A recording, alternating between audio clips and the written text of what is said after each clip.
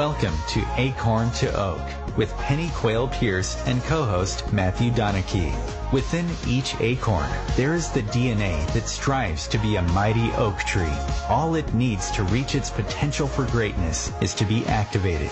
You are the acorn. On this show, we will share with you the tools and guidance you need to grow into the person you are meant to be.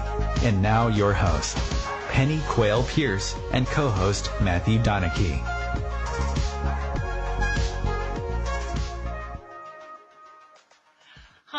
Hi, good evening. It's Penny and Matthew. I hope you're well. Obviously, we say good evening, but we know it's the afternoon over in America. We welcome you anyway. So just handing over to Matthew to say hello. Welcome, everybody. Looking forward to tonight's show. I hope you enjoyed the last one. Yes, we certainly did, and we're really happy and grateful to receive some of the amazing feedback that we got from last week. So keep on appreciating us, keep on turning up. We really enjoy your company. So we were talking last week very much about two states of being and, being connected or disconnected. And we wanted to move on from that subject this evening and actually start talking about the three levels of consciousness. Is there anything that you would like to say about last week, Matthew? No, just to invite anybody, if there were any questions or anything that they wanted answering from last week's show, or they wanted clarity around, obviously they can sort of stick a question in and we'll do our best to answer any of those questions. That's the only thing that came up for me. Okay, thanks. Great, Matthew.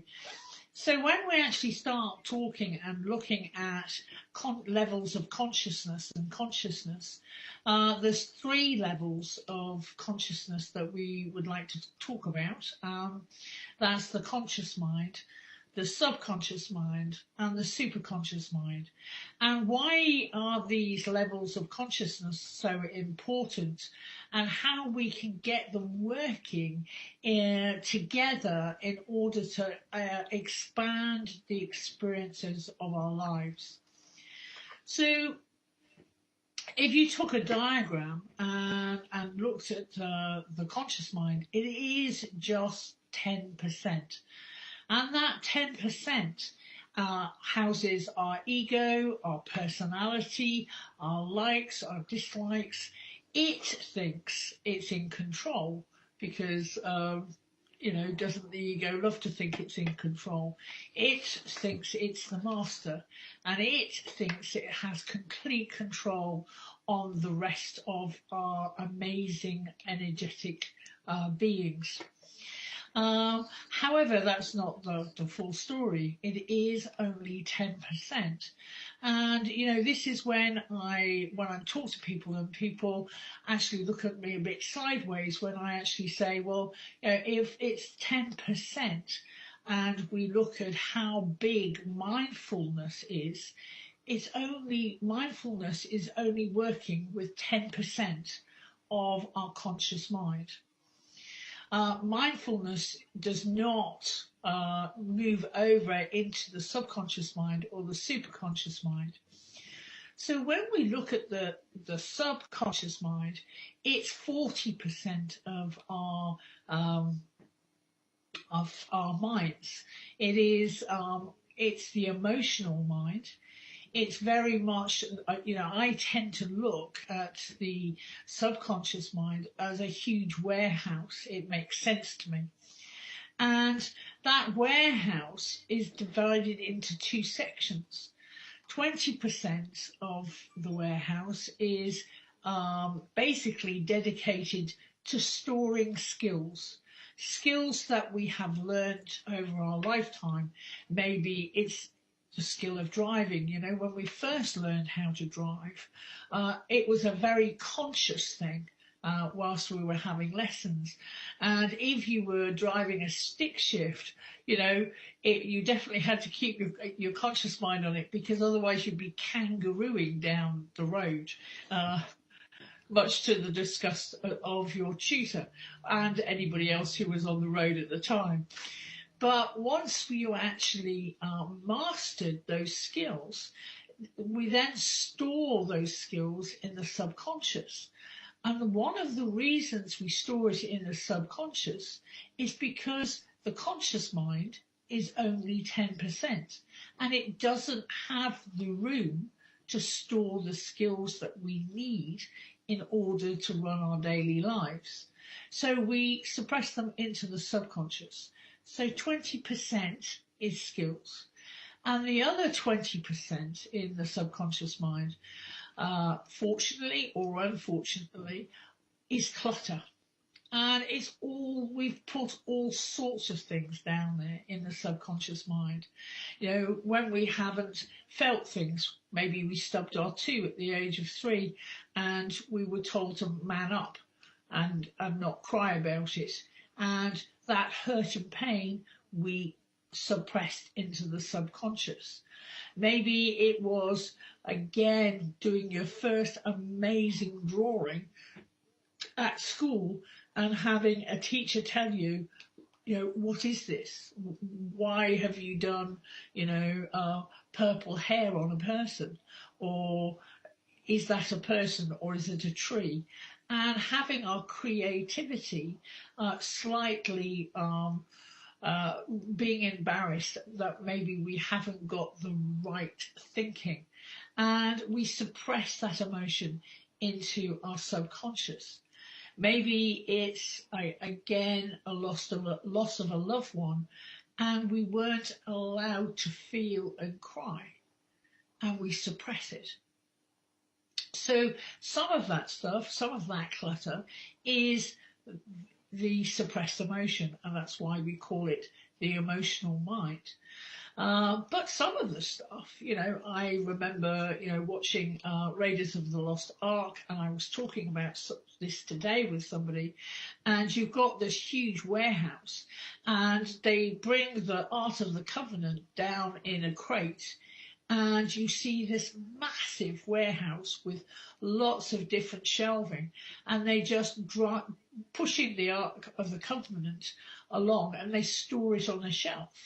So also, you know, what is in the subconscious is pearls beyond price and jewels and incredible treasure. We just don't know it's there because we've boxed it up in a crate. Is there anything else you would like to say? Oh, yeah, I'm ranting again. Anything you'd like to say, Matthew? It's all good stuff. I mean, it's hard to interrupt someone when they're just being so honest and truthful as you are. So no, I wouldn't say I've got anything to add. It's just sort of getting across to people that the importance of delving into the subconscious mind and the superconscious rather than the conscious mind that we're all used to. It is so limited, with it obviously being the 10%, but we give all power to that 10%. I know people that have done a lot of mind work that still emotionally they're not happy, and although they're telling themselves that things are going to get better and improve and that, they just don't feel that they're really powering through it. When you're using the subconscious mind, it's just, yeah, personified. I think very much you've got a really great point there, Matthew. It's you know, people, you know, when they're using their conscious mind and they give the conscious mind so much power, they forget that the juiciness in life is actually contained in other areas. And you know, we talk, when we're spiritual, we talk about being in heart space, and we talk about making decisions from the heart.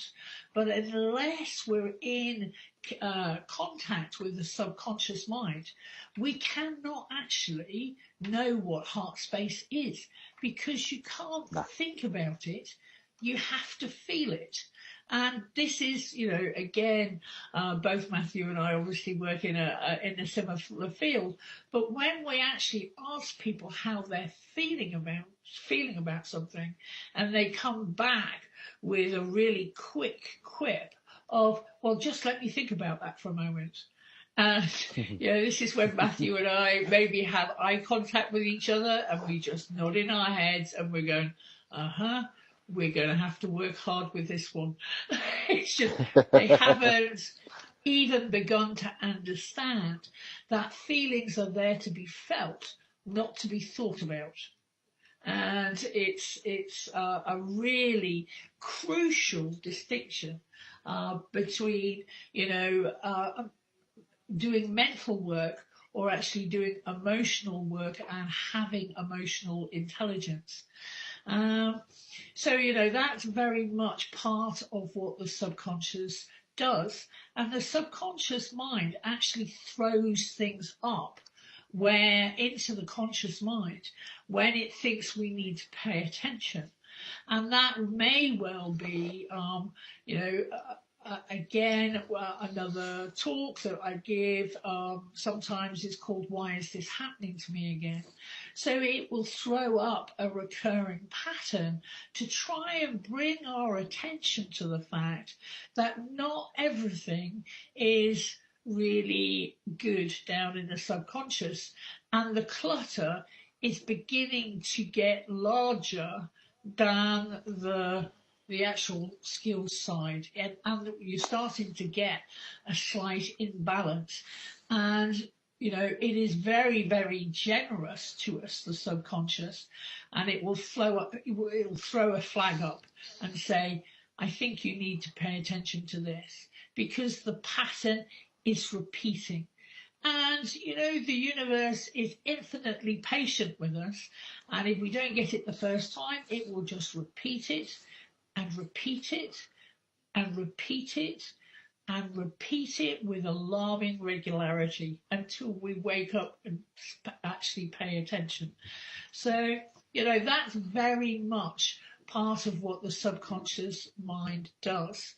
It throws us flags, shows us that there's lots to learn, there's lots that have been suppressed that maybe we need to look at and examine, because in those crates it could be pearls beyond price, or it could be clutter that just needs to be cleared. And we tend to look at clutter that needs to be cleared and think, "Oh, this is going to take ages, it's going to be really hard, it's going to be really difficult." We talk about perturbation. People think that perturbation is a ticket to some exotic place to go and have a holiday and spend too much time there, whereas in fact, what you just need to do is just flip the coin. Decide not to perturbate and do the work and get it done. So, Matthew, again, I'm throwing this out to you again because you know what I'm like. I could talk for hours. So, Yeah, just to share some feedback that I've got from various different people and clients over the years. I think the one thing being is people, once you start gaining some awareness around emotion, the fact that we have emotional baggage, and we're sort of running on patterns that aren't necessarily ours. They're just patterns we've created because somebody told us something about ourselves once. Um, and these can be positive ones, which is obviously is great. Practice makes perfect, that sort of thing. However, if a child is constantly told, "Oh, but you're not very arty. Arty is not a profession. Maybe you should look to do English." Over the years and over the years, they'll lose their passion for actually something that they loved. And this really comes up for people when they start doing the deep emotional work, is why are we not taught this at school? It's like we're aware of what our mental IQ is. However, we have no idea what our emotional IQ is. And what do I mean by emotional IQ? How aware of your emotions are you? And are there any emotions that sort of, do you feel overwhelmed at times? Is there a connection with the emotions you can make with maybe something that happened to you in childhood or at school? And it's really looking into what is your emotional state. So the brain will tell you that everything's good and life is life, and we have to just keep going and keep working. And if we achieve something, then we'll be happier. And if we made more money, then we'd be happier. Or if we had the house that we dreamt of, we'd be happier. And these are all just things that the brain is telling us. Oh, well, when I've got that, I'll be happy. And when I've got that, I'll be happy. Well, that never ends, because once you've got the new house, you're going to want for something else. When you dig into the subconscious and you deal with a lot of the emotional baggage, it gives you so much clarity around what you need as opposed to what you want. And yes, the finer thing, we do enjoy the finer things in life. We like time with our families and holidays and nice things, but it's enjoying them for what they are, which is just possessions, rather than relying on these things to keep ourselves happy or to keep ourselves surviving. And there's just some of the points that clients bring up is, why do we know more about this? Why isn't it taught in schools? Because it's such an important sort of part to work on. The mind work is great. I've done some on that, but for me, the emotional digging into the subconscious and finding out what's there, because there's some stuff that you're aware of yourself, maybe around childhood or something, but there'll also be some stuff that you're not aware of. And as Penny said, there's gold in there. Around every situation that you haven't felt, the emotion, there'll be a bit of gold in there for you to discover. Okay, so that's really good. I think we'll be going to a commercial break now.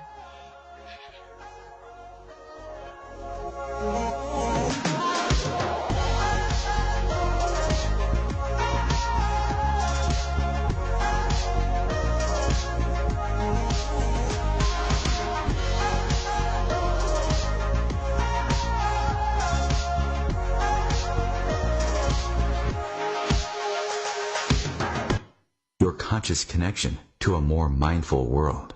Om Times Radio, IOM FM. Om Times Magazine is one of the leading online content providers of positivity, wellness, and personal empowerment. A philanthropic organization, their net proceeds are funneled to support worldwide charity initiatives via Humanity Healing International. Through their commitment to creating community and providing conscious content, they aspire to uplift humanity on a global scale. Om Times, co-creating a more conscious lifestyle.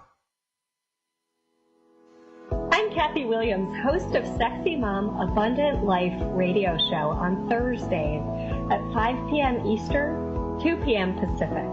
On the show, we explore living abundantly in every area of your life. Ways to let go of limiting patterns and beliefs and to step into the flow of creativity and possibility, knowing you are supported by the universe. We are talking about your life. Ever wonder, is this as good as it gets? No, it could be so much better. At Acorn to Oak, we know you are seeking more happiness, joy, unconditional love, financial freedom, passion, and purpose. Find your unique mojo and live an extraordinary life.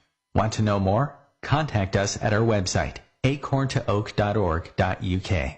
1 in 3 adults has prediabetes. 1 in 3. That means it could be you, your football buddy, your football buddy, or you, your best man, your worst man, you, your dog walker, your cat jogger. While 1 in 3 adults has prediabetes, with early diagnosis, prediabetes can be reversed. Take the risk test at doihaveprediabetes.org. Brought to you by the Ad Council and its Prediabetes Awareness Partners.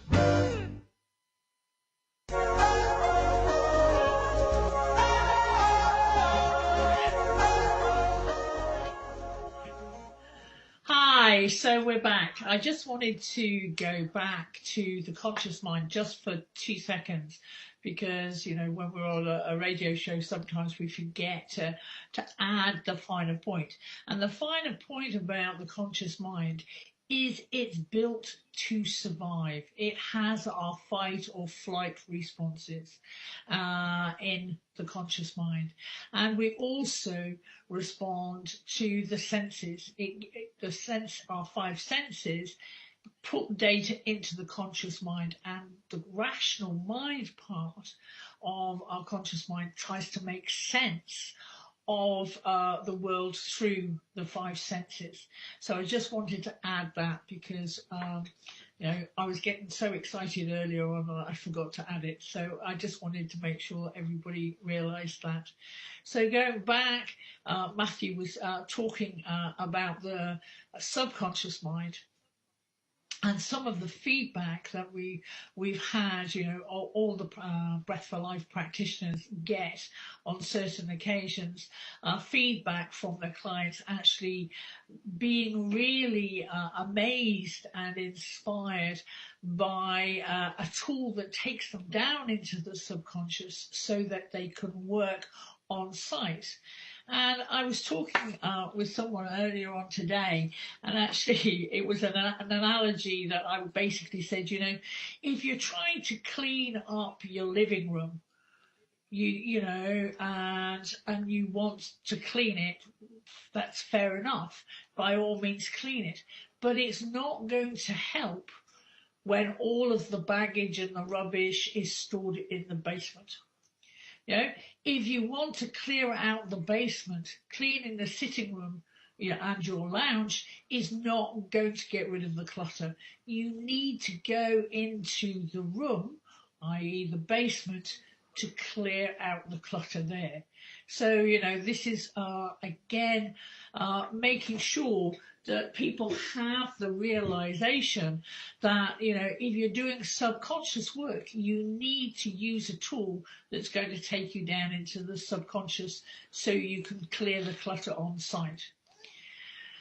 So one of the areas we haven't talked about yet, obviously, is the superconscious. And what's the superconscious all about?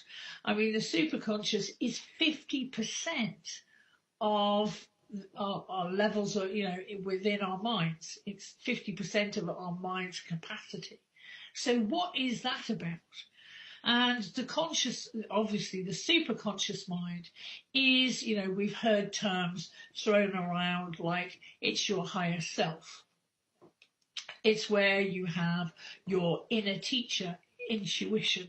It's where you have your creativity. You have levels of superb clarity.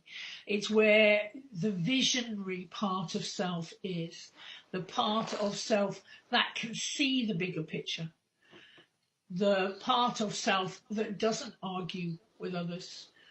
If everybody was in their superconscious, there would be no war because there is no competition. We all know that we have a unique divinity within us, and that unique divinity is housed in our superconscious mind. You know, God forbid, it's the soul. It's that indestructible part of self which goes from incarnation to incarnation. It's, you know, it is who essentially, authentically, we are 100% ourselves and connected to a much bigger part of ourselves. So, Matthew, would you like to add anything to that?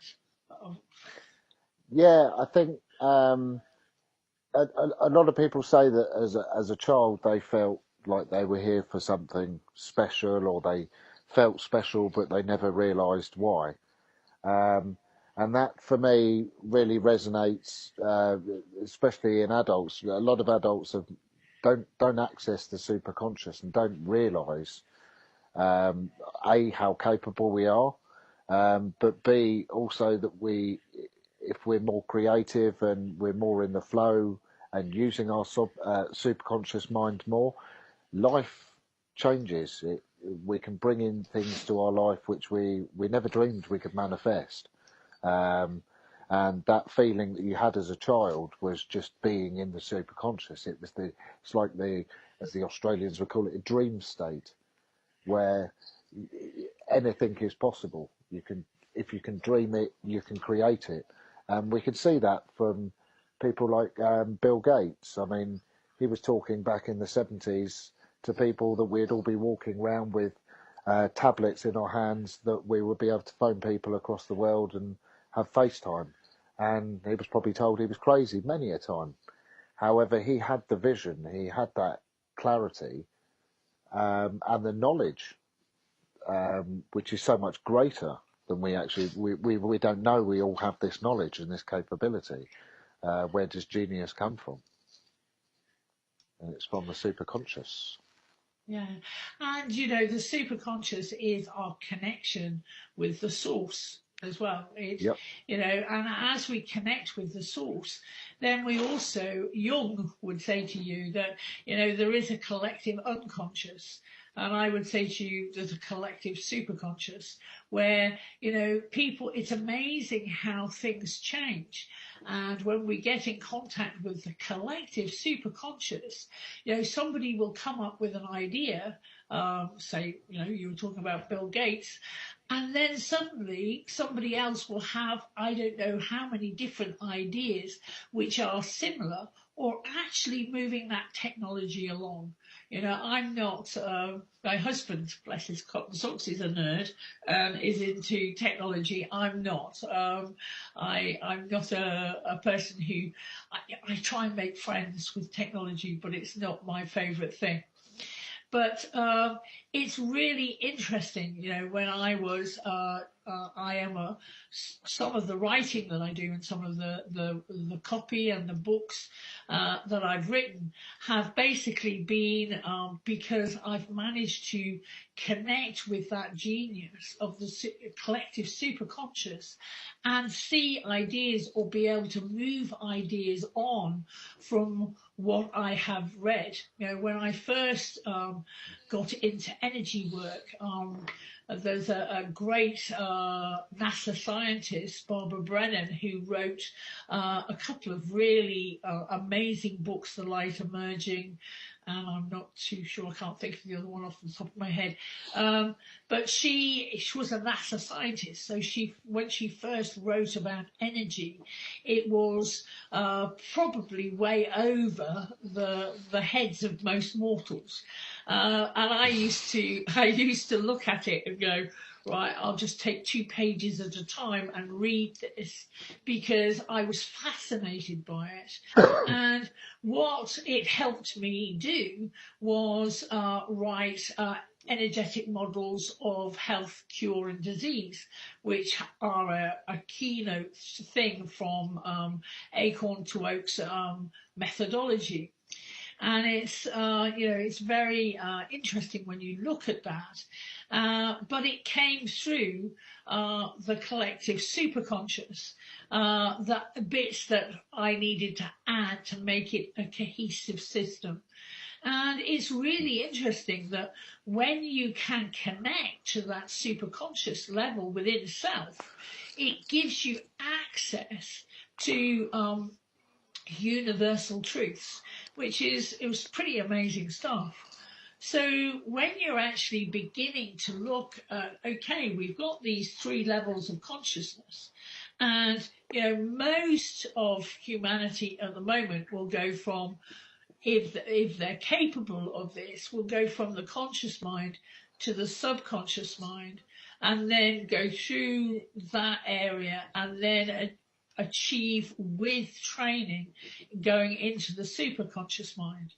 Whereas, part of the role of humanity and the part of the role of Acorn to Oak right here, right now, is to get away from personal development, which is basically quite encapsulated, or should I say sectioned off, and bring it together and create a new personal evolution movement.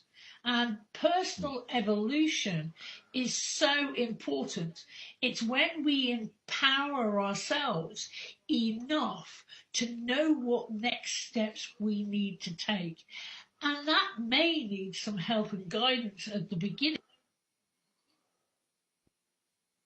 You've learnt the roadmap, and man, you can fly free. And it's really important in understanding some of these energetic concepts and theories to get to that stage where you wake up in the morning with a smile on your face and you go, wow, what am I going to create today? How am I going to be? What am I going to be like today? What am I going to practice? What am I going to achieve? What am I going to create? How am I going to interact with other people? Am I going to meet another loved one? Am I going to meet another member of my soul family? Am I going to reach out and connect and just feel so joyous because I am the captain of my own ship? So again, I always hand it to Matthew when I'm having a bit of a rant, just so that he can add his take on it. Yeah, and I think it's people realizing that yes, we're talking about our lives and how our lives work. Could almost hear a lot of the audience sort of saying, "Oh well, yeah, I don't get up in the morning and I'm all joyous and that." I'm thinking about, well, I've got work in an hour. I've got to have breakfast. I've got to have a shower. Have I paid my bills? Have I done this? Have I done that? And they haven't even woken up properly yet. And it is that how often do you find yourself getting stuck in the monkey mind? So when you wake up and your brain's telling you got to do this and you've got to do that and this needs to happen and this, that and the other. And actually all you really need to do is take a deep breath and a moment and almost shut that conscious mind down for a moment and just connect with the larger part of self, just to feel that joy. It, Due to the work that we've done, it's very much easier for us to do that. But I was talking to a friend the other night and I was saying I remember being a child and I'd wake up. I was always the first one to wake up. I was always the first one down in the kitchen. I don't know if it was the same in America, but we used to get our milk delivered in little bottles, pint bottles. And if you were full fat milk, you always used to get a bit of cream at the top. So that was part of my joy in the morning, was always getting the cream on top of the milk. But I was saying to my friend the other day, like, I forgot that joy. There's so many mornings I'd wake up and it was sluggish and slow. And where's the motivation when all you've got to do that day is go and work your hands to the bone for probably not enough money to make somebody else rich? There is no joy in that. Unless you love the job you're going to, you're not going to feel joy going to it. But again, this is why the emotional work's so important, because breaking through your emotional baggage, you gain freedom for yourself, whereby anything is possible. So therefore, you don't need to work for anybody else anymore. You can form your own business around your lifestyle. So rather than you could be working 9 to 5 for 50k a year, you could actually go down to working 3 days a week, 10 till 4, tripling your income within the first year, and then tripling it again the second year. When you find out what your purpose is, what you feel your soul purpose is, when you truly discover who you are and where your passion lies, you can flip your life around in so many different ways. And that's where we say you will wake up in the morning feeling like you've just won the lottery. And it's like, woohoo, I'll get another day at this in this body as this person. And you do live it to the max. However, 5 years ago, before I'd done the work, I wouldn't say I had that feeling first thing in the morning. So it's real important for me. Yeah, it's really important for everybody, I think, and the people who are listening right now are probably, as you quite rightly said, Penny's been living this life for maybe 10 or 15 years longer than I have, and therefore a little bit further removed. But when I first started, in nursing, I was definitely thought I was the next Florence Nightingale. I was going to save the world and help people and mop people's sweated brows and be absolutely excellent. After people had vomited on my feet a few times, I began to realise that maybe it wasn't all sweetness and light, and had to mature within self. The trouble is when we mature within self and nobody is telling us a healthy way of doing that. I worked my fingers to the bone as a nurse. It was a real vocation for me. And, you take on board other people's stuff energetically who you are nursing, and you have no energetic awareness. So you hold it to you instead of actually transmuting it and letting it go. And it's really important to learn how to energetically take care of self and know that you cannot hold anybody's stuff but your own. In other words, as a friend, you can listen to your friends' problems, you can listen to your family's concerns, but you can't live their life for them. At some stage or other, they're going to have to start taking responsibility, and you can help and guide them through whatever it is that is going on, but you can't heal them. Again, an awful lot of people out there think that other people can heal them. They can't. Nobody can heal you. The only person who can heal you is yourself. Okay? The practitioner can help.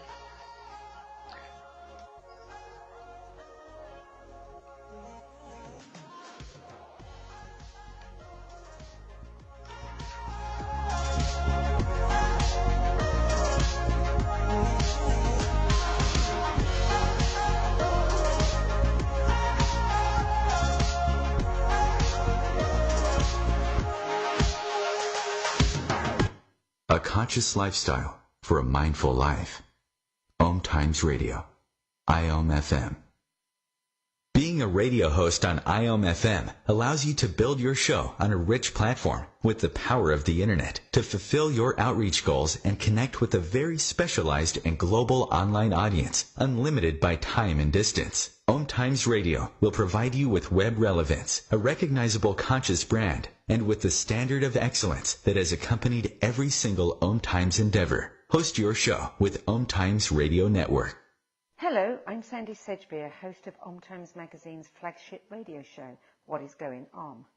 My passion is sifting through information, research, and innovations from new thought teachers, speakers, and researchers, pushing back the boundaries of what we know about life, energy, metaphysics, and the universe. I love shifting perceptions about who we are, why we're here, and how quickly impossible becomes normal when we open our minds, expand our awareness, and accept that the only limits that exist are those we place upon ourselves. So if you're the kind of forward-thinking, eager investigator of what lies beyond the current reality that most perceive, why not make a date to come play with me in the field of possibilities at 4 p.m. Pacific Time, 7 p.m. Eastern Time every Thursday, and together we can discover what's really going on. We are talking about your life. Ever wonder, is this as good as it gets? No, it could be so much better. At Acorn to Oak, we know you are seeking more happiness, joy, unconditional love, financial freedom, passion, and purpose. Find your unique mojo and live an extraordinary life. Want to know more? Contact us at our website, acorntooak.org.uk. Long ago, you wouldn't think of galloping on a horse while doing calligraphy, and you wouldn't have attempted to ride your bike while typing a letter. Yet you think you can safely operate a multi-ton vehicle while texting? Behind the wheel is no place to multitask. If you want to BRB, drive now and text later. Lives depend on it. Visit StopTextStopWrecks.org, a message brought to you by the National Highway Traffic Safety Administration, Project Yellow Light, Noise, and the Ad Council.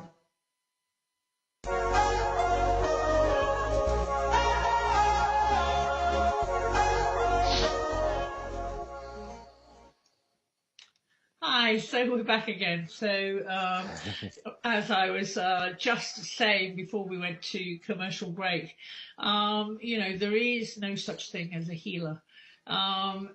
We have people who practice the healing arts, and we have people who can help and guide you to heal yourself. But it's a very misleading statement to actually say you're a healer. Yes, you're a healing practitioner, and there are a lot of very, very good ones on the planet. It's just looking at it and making sure that you realise that you are in charge of your ship. Nobody else is. If you decide to accept healing that someone is sending you, maybe it's distance healing, maybe it's Reiki, whatever it is, then you will accept it. But if it's not to your own highest will and good at the time, then you will not accept it. There's an awful lot of I don't know if I can say this, maybe I should ask Chris, BS talked about around healing arts and healing.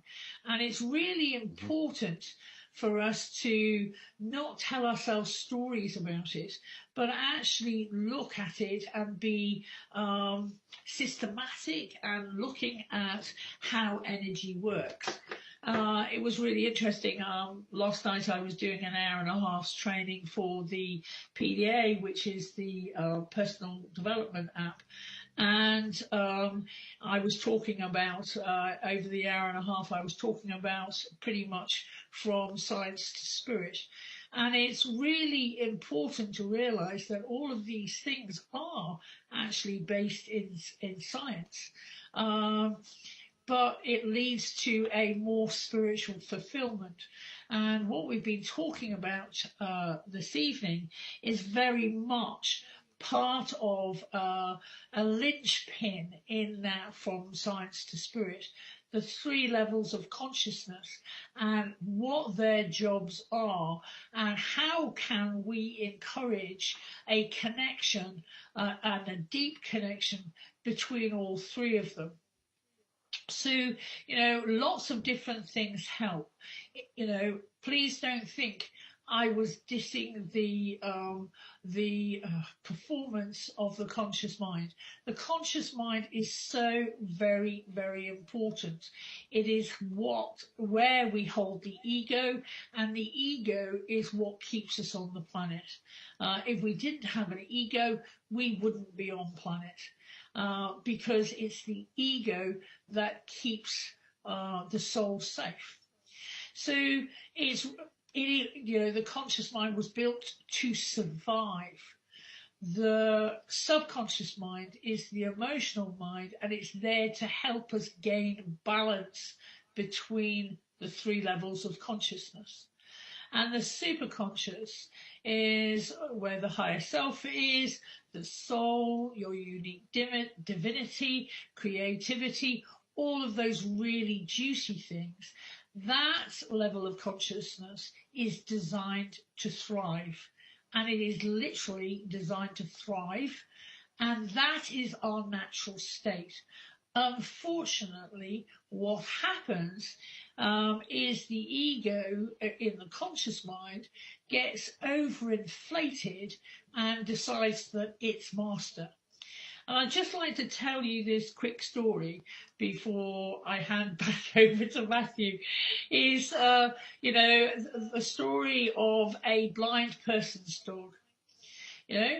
And it's a really interesting story when we actually think about it. When you take a puppy is much like an overinflated ego.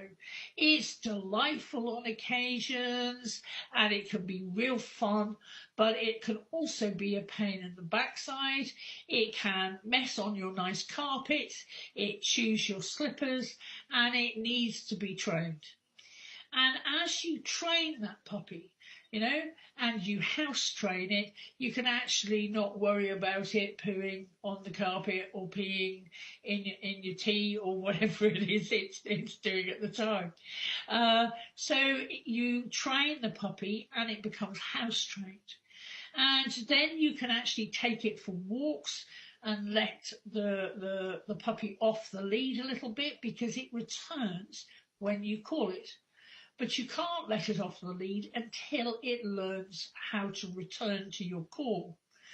So over time, hopefully, the puppy grows up a little bit more and as a dog becomes reasonably well trained. If you decide to train that puppy more, i.e., allow it to go to a school where it is taught how to be a blind person's dog, it goes through a lot more training because that dog is then keeping its master safe. And because it's done this training, it's, blind people's dogs are allowed in markets, they're allowed in cinemas and theatres, sometimes on internal flights, and this is when a dog changes its nature because it goes in service to its master and it changes its nature from a DOG into a GOD. So it changes its nature from a dog into a god because it is in service to its master. And if you can train your ego to that degree, this is most of the training that we do at Acorn to Oak, you change the nature and you have absolute constant access to your superconscious mind. And that's when you are thriving instead of surviving. So, handing back to Matthew. There's the one for you. Yeah, it's great. I absolutely love that story. It really does explain it as the training works, and very much when I find when people first are aware, oh my God, I've got an ego, and I can't believe I'm sort of some of the things that they would say to people, and the way that they would think they're more important than anybody else, and they sort of go, right, well, I'm going to train this ego, and I'm going to tell them this and tell them that. Actually, what you want to do is be kind to ego, because how would you train a puppy? You don't drop kick it across the lounge. You do it with love and persuasion a lot of the time. But we don't beat them up because they're doing something wrong. And the ego work, it has to be very strong but very gentle at the same time. And I found one thing for me is if I find my ego's up slightly, it's kind of like I give it a job to do, because ego loves jobs. It's part of the brain. It's a thinking tool. So if you give it a job to do, it'll go off and it'll come back with a load of information for you. So it can actually be really useful once it goes in service to you. And it's really interesting if for the listeners out there, if you look at human behaviour in the world that we live in nowadays, people are so hooked up in either being on the phone or in a conversation or on their way to work or a meeting perhaps. But the amount of people that argue, and most arguments or people's nose being put out of joint, as we would say over here, is purely because you've got two people crossing paths who both think they need to get there first, who both think they're more important than the other one, and have a conflict, rather than you see situations out there where someone's like, oh, you first, and then the other person, oh, no, you first. and it's actually we're all even. We're all pink inside. Nobody's more important than anybody else, and I think it's really important to remember it. But when you look at human behaviour in general, everybody's out to get each other. Nobody's got any time for anybody else. They would take your shoes just so they could have shoes on their feet. People are so caught up with believing what is told in the media. Personally, I don't listen to sort of news programs or television news programs because I just think that we're poisoning our minds with the negative. There's so much positive out there, and we're just seeing the negative. And that's how a lot of people are acting. They're on like a survival mode in their ego. They're so scared that somebody's going to come and take something from them that they'll go and take it from somebody else. And the human behaviour that's going on planet at the moment is real interesting. And you think if everybody had a little bit of ego training, nobody would see themselves as, we would know we're special. However, we wouldn't put it out there that we think we are, and the world would be a nicer place. Just changing one part of our consciousness, the planet would be very different. It's really interesting what you're saying because, again, you may have already heard me mention Jung. I'm a real Jungian. But Jung would say to us that, in order to have heaven on earth, all we need to do is own our own shadow. And, obviously we're talking about ego and personality and, but basically Jung was saying exactly the same thing. It's just looking at it and realizing that we are, once we really own, we are huge, magnificent energy beings. There is no competition here. We are just huge, amazing, energetic beings. And therefore, it lets us off the hook of needing to be in competition with others. Because there is no need for competition. We are all the same. We are all huge. We're all magnificent. We are all sons and daughters of the divine. And nobody's special. We're just all the same. God, or shall I say that God, the divine, loves us just as much as he loves the gurus. Yeah? And, your gurus may be different from my gurus. It doesn't matter. There is one truth, many paths. And it is actually what is happening in the world today, unfortunately, is a lack of respect for other people. And when people show a lack of respect for other people, what is that really telling us? What that's telling us is that person has a lack of respect for themselves. Because it always starts, with the person who has the reaction. If somebody is racist, it's because feels something is racist, it's because they're racist themselves.